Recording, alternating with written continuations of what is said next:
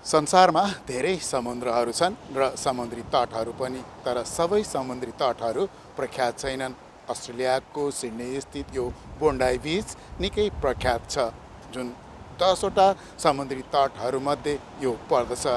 यहाँ आँखामा नबिजाउने समुद्री दृश्यहरू छन्, जुन आज देखाउने प्रयास म गर्दैछु। अति नरम अनि सेतो बालुवामा यसरी लडीबुडी गर्नुहोस् वा छेउको निलो पानीका कणहरूले नै किन नहोस्, जाडो वा गर्मी दुवै मौसममा पर्यटकहरूलाई निम्तो दिन्छन् यी खुला बिस्ताराहरूले।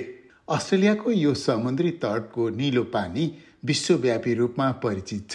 यहाँ भुल्नै नसक्ने र विस्मयकारी तटहरू छन्, जसमध्ये बोन्डाई तट सिडनीको सबैभन्दा प्रसिद्ध समुद्री तट मानिन्छ, जुन विश्वकै प्रमुख तटहरूमध्येको एक हो।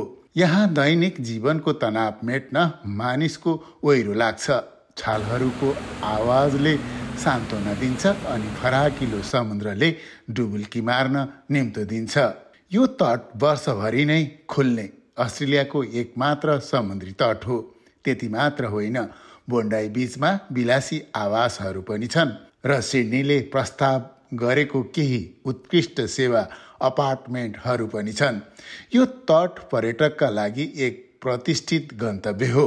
अस्ट्रेलियाको 60,000 किलोमिटर तटवर्ती क्षेत्रमा 12,000 तटहरू छन्। यदि प्रतिदिन एउटा तटको भ्रमण गर्ने हो भने पनि सबै तटहरू हेर्न 32 वर्षभन्दा बढी लाग्न सक्छ। यी तटहरूमा घुम्न जाँदा नेपालीहरू पनि धेरै भेटिन्छन्।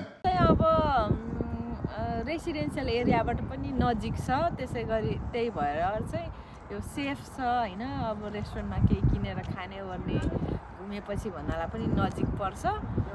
त्यही भएर पनि यहाँ धेरै मान्छेहरू चाहिँ आज रिफ्रेसमेन्टको लागि चाहिँ आउँछ। नेपाली किन आउँछ? नेपाली चाहिँ किनभने यो बिचको नाम चाहिँ ब्राइटन बिच हो र यो चाहिँ धेरै जसो नेपाली हुने एरिया हाम्रो रकडेल, खोक्रा, हर्सभिल त्योबाट चाहिँ एकदमै नजिक छ। त्यही भएर चाहिँ धेरै जसो नेपालीहरू नजिक नियरेस्ट बिच भन्नाले अब यही पनि पर्छ, त्यही भएर पनि आउँछन्।